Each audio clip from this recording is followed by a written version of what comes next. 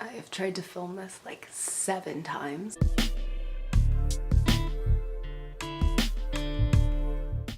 Hey everyone, it's almost the new year, which means it's that time of year where everyone starts making New Year's resolutions, and if you are anything like me, you get really overwhelmed and then you don't follow through on any of them, and then it gets really frustrating because you feel like every year you're struggling to make the improvements that you really want to make in your life. So I want to talk a little bit today about how we can rethink how we look at New Year's resolutions and maybe approach them in a way that makes them a little bit easier and a little bit less overwhelming.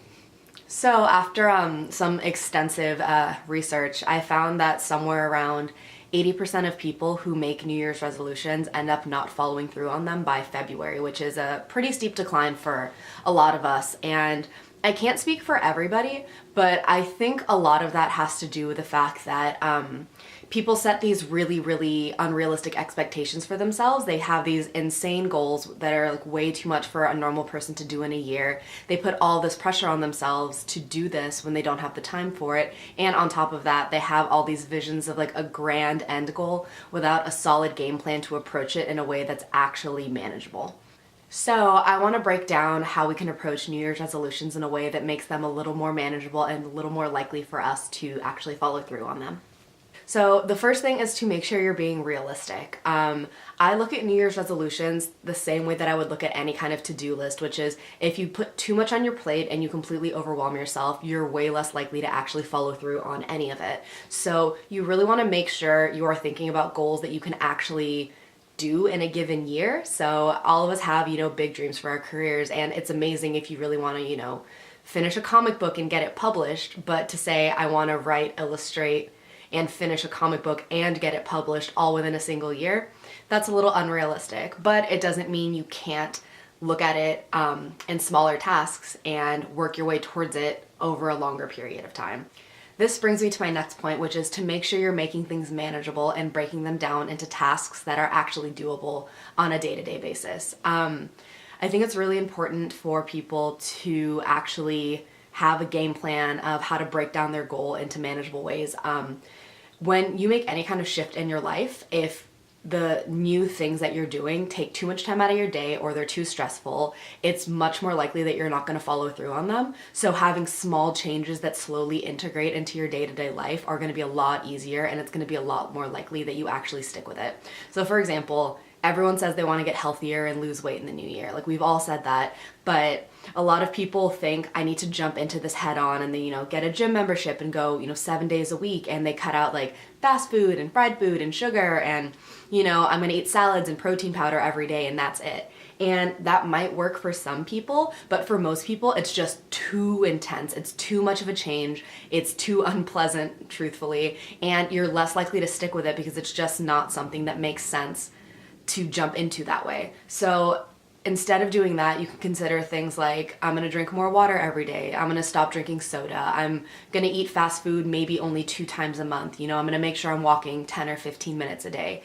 And most of those things aren't things that actually take time away from your day-to-day life. They're just small adjustments in what you're already doing. And over time, they become part of your daily habit, and then they don't feel like a task anymore. It's just what you do every day. And when you get to that point, then you can start adding things on top of that. And that's how things just become a part of your life instead of all of these things you have to get done in a day. And this applies for literally anything. So if you want to improve your artwork over time, have small tasks that you do every other day or every day. I'm going to sketch 10 minutes a day, or I'm going to try to fill a sketchbook every 6 months or every 3 months. Small things that don't really affect your day-to-day too much, but over time really do improve your skills.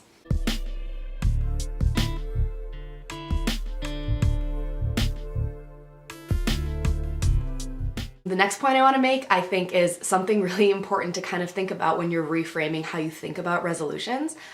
You don't have to wait for January to make changes in your life. It's really, really normal for people to want to jump into a new year with a new mindset, but there's no reason you have to do it in January.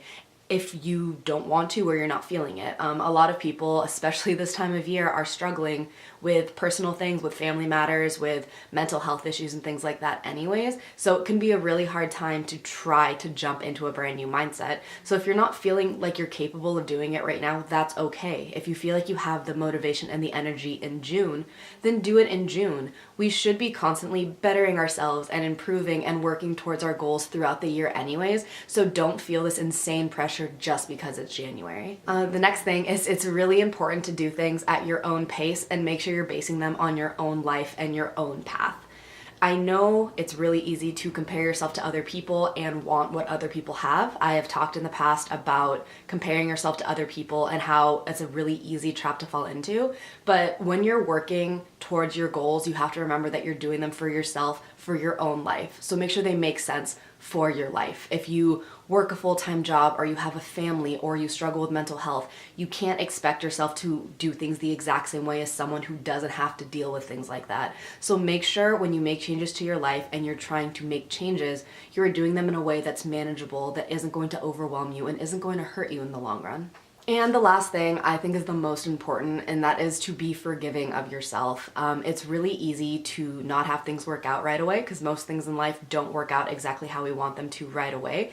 And the problem is we look at that and we see it as a failure. And I have talked recently about how we perceive failures and how we can really fall into that trap, and it can make it really easy for us to want to just give up and not keep trying. It's really important to forgive yourself and understand that just because something doesn't work out doesn't mean you can't keep moving forward.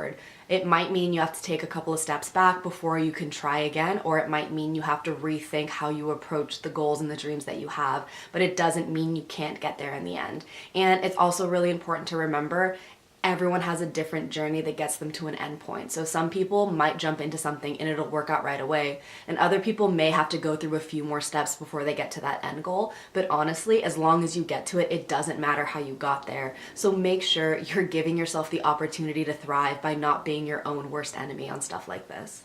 And I think that's just about it. I really hope that was helpful to some of you guys, especially because, like I said, this time of year can be really rough for some of us.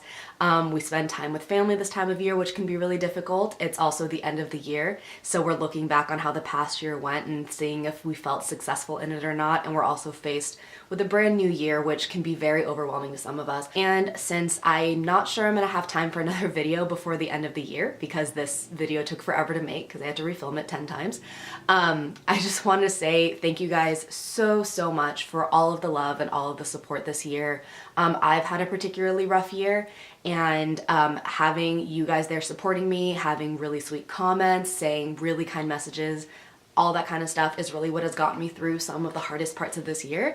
And I can't thank you enough for supporting me, even when I've made changes to what I'm doing online, made some changes to my career. It really does mean the world to me, and I really hope you guys continue to follow me on my own journey. So go ahead and like this video if you liked it. Go ahead and subscribe down below if you liked this video and you want to see more like this, or if you want to see more drawing videos. I did post a tutorial on the basics of drawing hair last week, and I will be continuing that series in the new year. If you want to support me online, you can become a Patreon patron starting at just $1 a month, and you can also donate to my coffee account if you would like to buy me a cup of coffee. And until my next video, I hope you guys have a great day and a really happy new year.